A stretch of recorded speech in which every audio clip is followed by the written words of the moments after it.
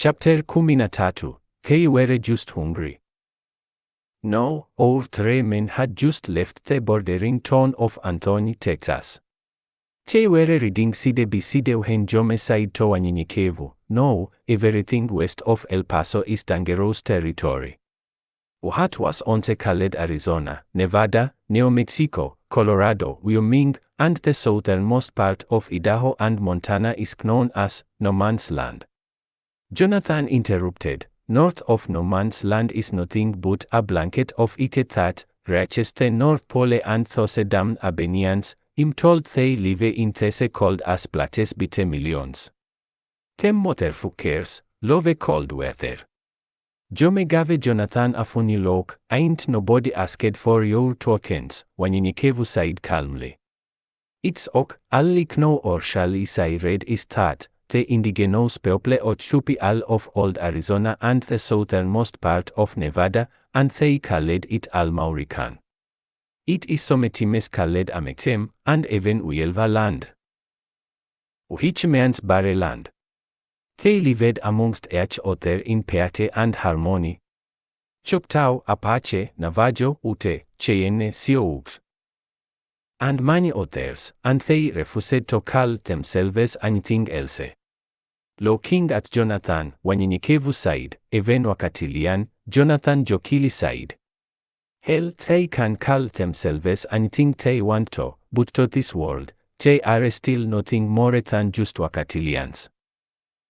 Jome shook his head at Jonathan, as he was saying, there were a few spots here and there that were considered ok, but the lack of water, vegetation, but mainly because of the illegal activities. It's been abandoned for centuries, so it simply became known as No Man's Land or No Here. Jonathan interrupted Jome, when did your ass started talking all neat and shit? No matter what on a world call it or some called it, it was a ruthless plate where there are no rules. Wanyenyekevu said to them both, Sabaoth has sent me here, and I am protected. What he didn't know was that California and Washington were under the sea and replatted with strips of islands. Jome shook his head. Yeah, man, that's been about 5 years now, Jonathan shouted. Man, y'all must have been living under those Louisiana rocks. That damn San Andreas fault line gave in and said, fuck it, wanyenyekevu stopped his horse. Saying, we are to going to New Mexico if it's that dangerous. Jonathan smiled, I just told you it's not all bad, plus we're prepared as he upholstered his gun, say. As they approached the ghost town of Anthony, New Mexico, the 3 young men rode ever so carefully through this town, not knowing what to expect or if anyone or anything was around. Jome, looking around, said, this is trippy. Have y'all noticed the farther we go, the denser it gets with trash and the ancient old cars and buildings? The town on the Texas side was spread out and clean, but this one, just a mile apart from each other, everything is closer together.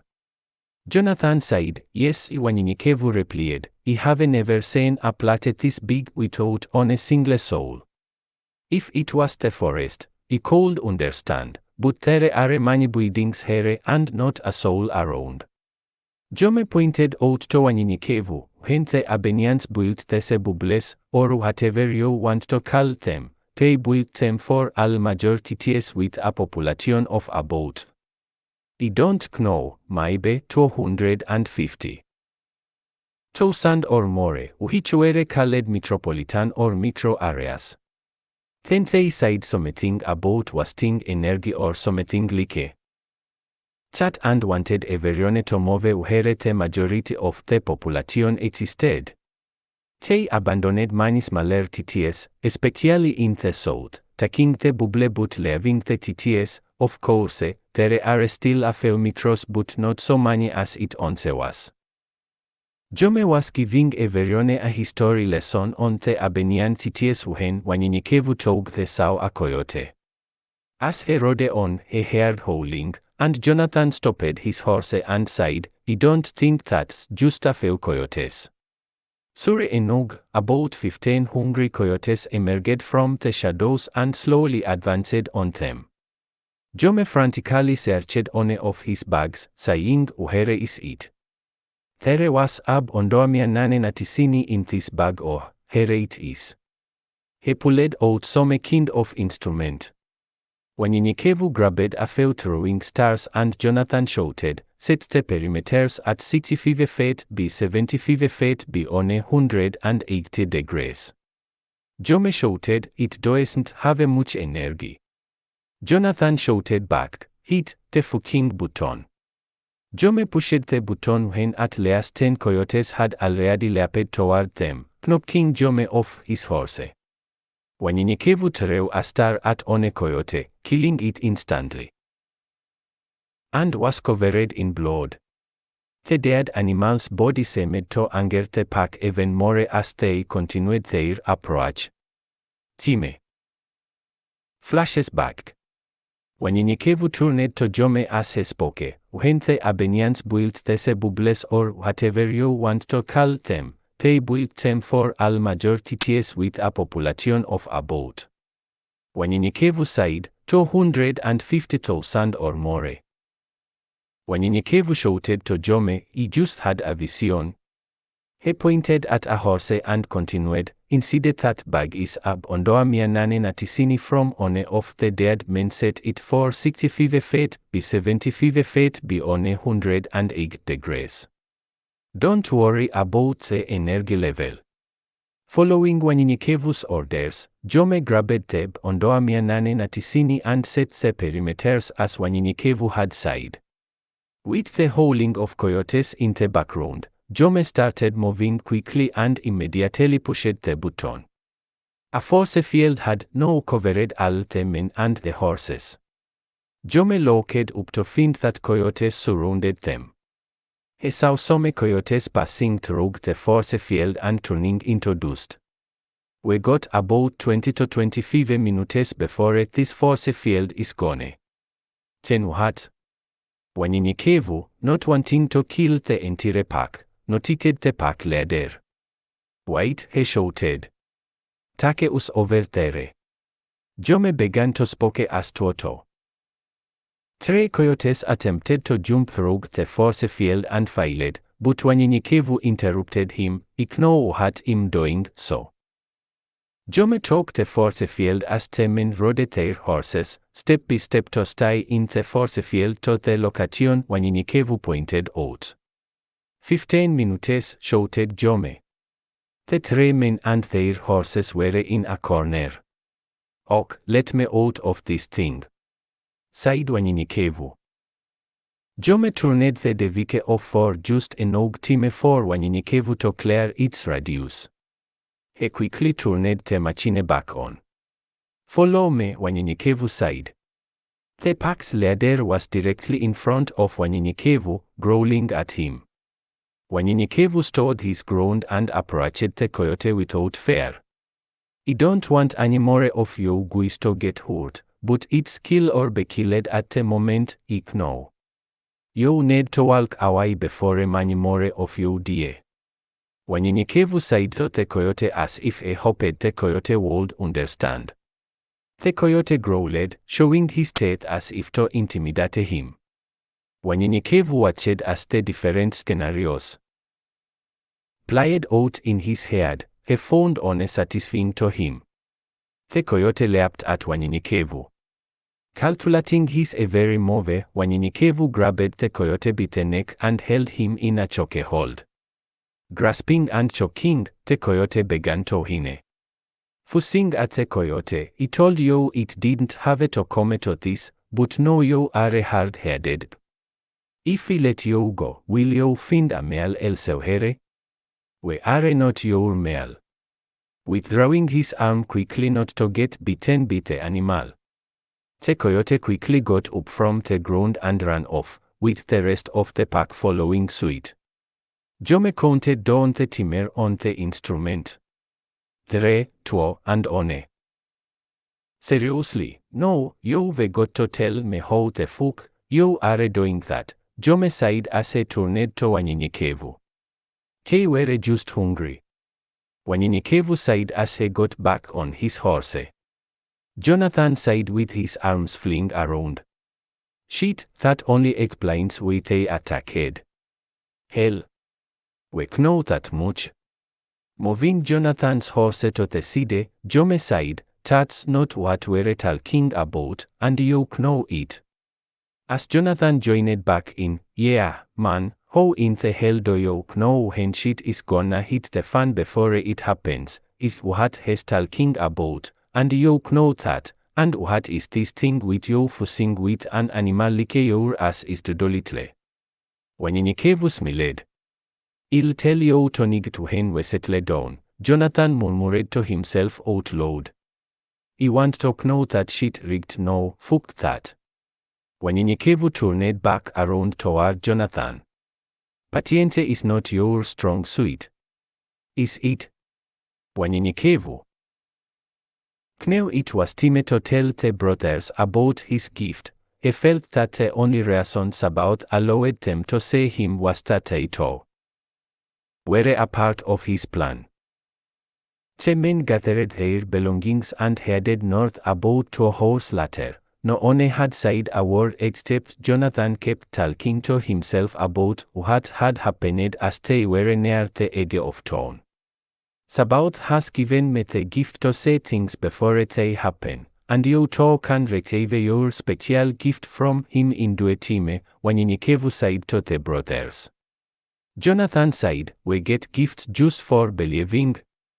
I want to turn everything I touch into gold. Jome became mad, your greed for money got us rigged where we are now.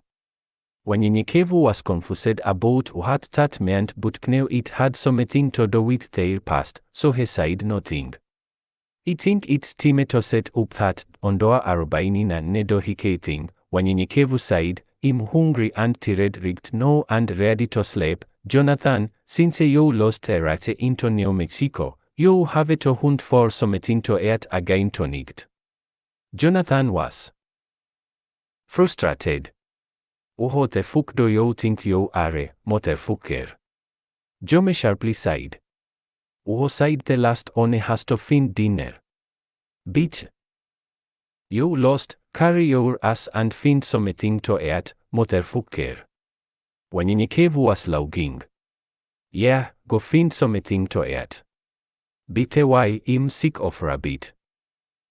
Jonathan was stomping like a child into the desert, returning an hour later with a few rabbits as Jome was teaching Wanyenyekevu how to operate some devices. This is ad ondoa 44. Not a cube, it combines surface computer and nanotechnology. Said Jome before he expressed himself, enabling Jonathan out of frustration. Walking toward his brother in a harsh but calm voice, Jome said, we don't need to be how we once were. We don't need to act the way we once did. The way we were surviving. No, it's time to live without looking behind our backs. Didn't we come all the way out here to become someone different? Jonathan raised his eyebrows and shook his head as he smiled at Jome. Jome helped Jonathan finish cleaning the rabbits while he jokingly chastised his brother.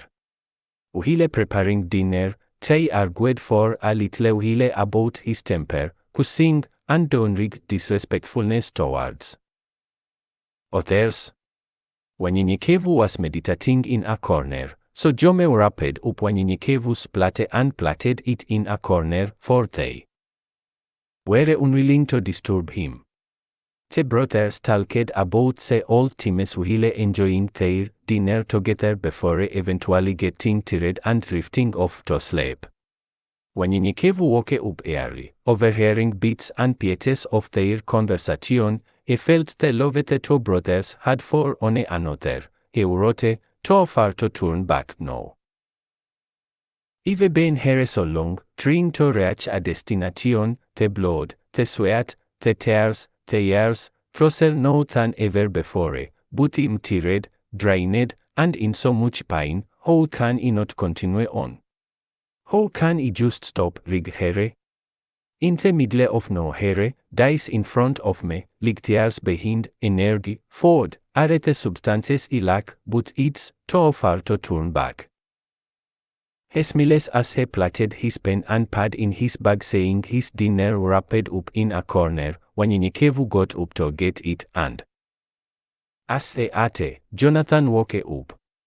I'm sorry about last night. When Nikevu felt Jonathan's sincerity and sighed, he understand that adapting to a lifestyle is not the same as being told a lie, all your life. For instance, if you teach a wolf to be a dog, would he not know how to be a wolf? Deep inside he would know something is wrong, but he would never know, unless he is told that he is not a dog, but a wolf. Basically, don't change who you are. Sabaut uses us because of who we are. Not who we are trained to be, or who we want to be. Jonathan had a bizarre look before saying, "Man, what the fuck are you talking about?" When Nikevu laughed so loud he woke up Jome. Jome said, "What's so funny?" Jonathan smiled. "Oh, talk to your boy, talk to your boy. Wolves and dogs are what's so funny." When Nikevu continued to laugh, shaking his head, yelled both ready to head out. Stretching and yawning. Jome said, "Yeah." Making sure the horses had food and water, the three men continued north as when Nikevu talked to the brothers, "A man is not ruled by his will but by the heavens is he ruled." Jonathan quickly sighed, "There he goes again with that shit." Turning to Nikevu. "English? Do you know English? Speaking in proverbs and stuff, do we look Chinese?" When Nikevu had a look on his face, yes. Jonathan talked about what he said, "Damn, we are." "Well, you know what I mean." When Nikevu smiled, "No." Frustrated, Jonathan said, "Well, fuck you." Jome shook his head, and when Nikevu just smiled, "To understand me, you must understand me God." He pulled out the Torah. The first book of the Torah is Genesis. As he began to read it to them, the three passed the book to one another before long, reading to each other, and talking and discussing different events in the book. They focused on how the children of Israel were crossing the Jordan River in the book of Exodus, and before noon, they were less than a mile from the old abandoned city of Las Truques, New Mexico. Reading along the city's edge, when Nikevu noted the dome was partially surrounding the city, but it still looked abandoned. They continued to the entrance, but no one or nothing was in the front entrance. Jonathan looked at Nikevu. "You can touch the walls now, no one seems to be here," and then smiled. Nikevu did indeed touch the wall. The cold, smooth surface felt like water, but his hands were dry.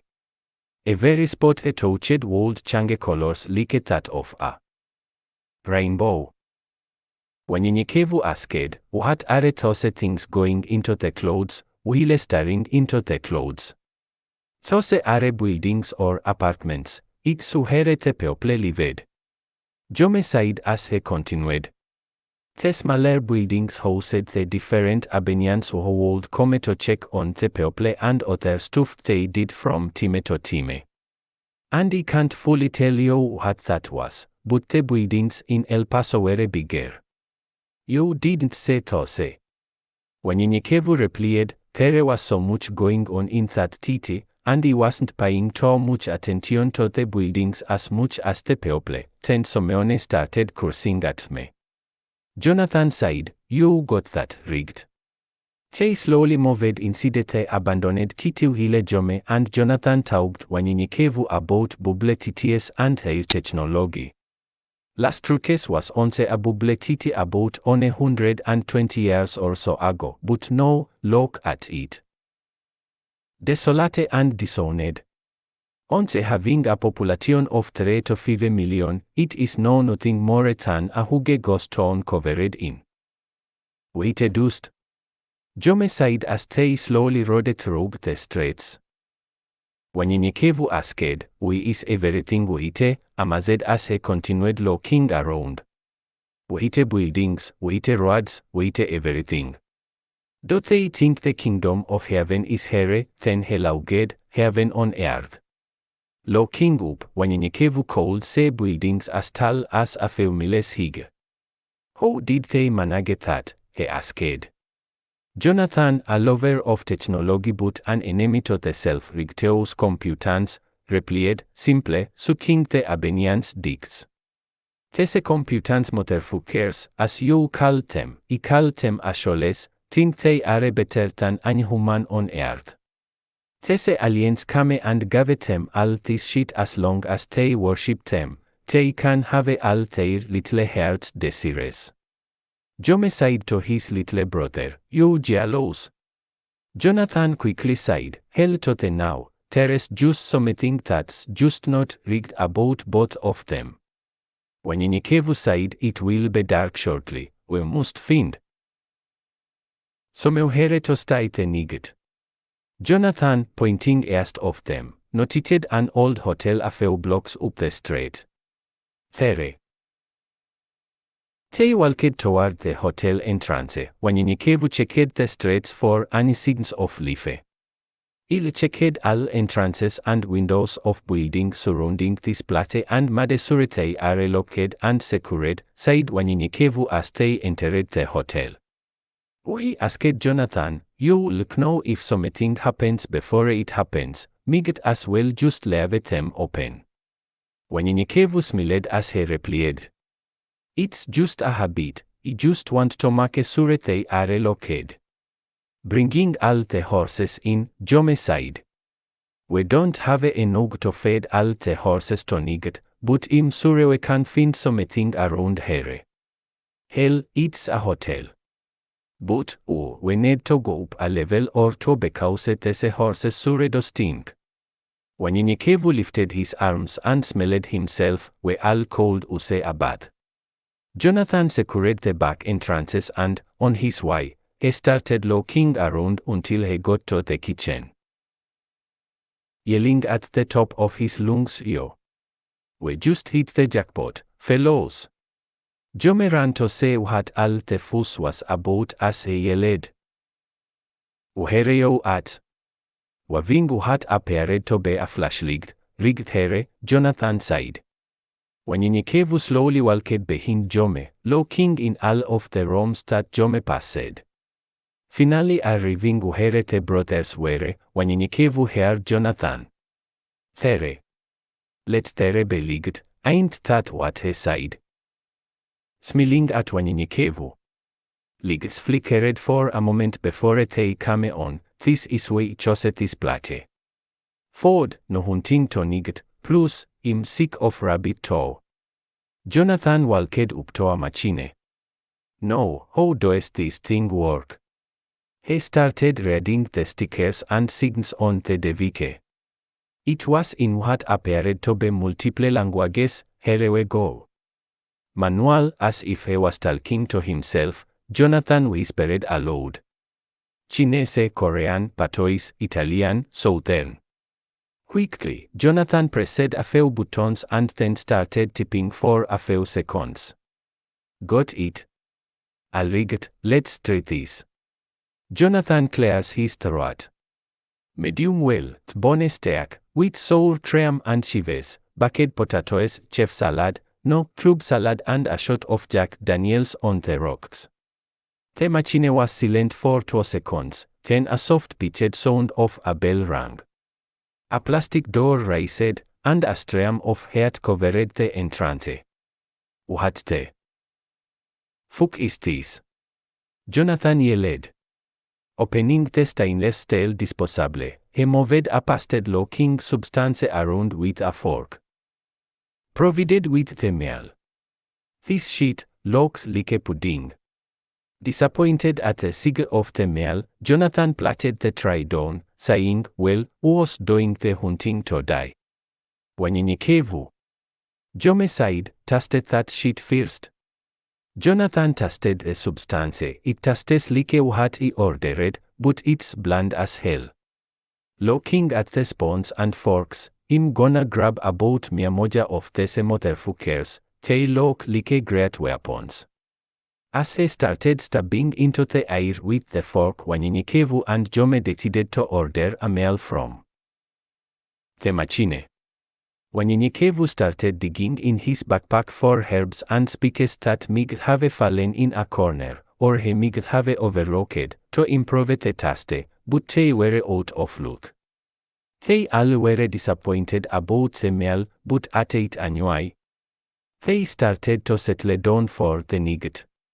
Jonathan then said, let's read the Torah for a bit. I wanna see what happens to that boy. What's her name? Raquel. Jonathan paused for a moment, then said, Yeah, Raquel, who said to date a girl back in the days named Raquel.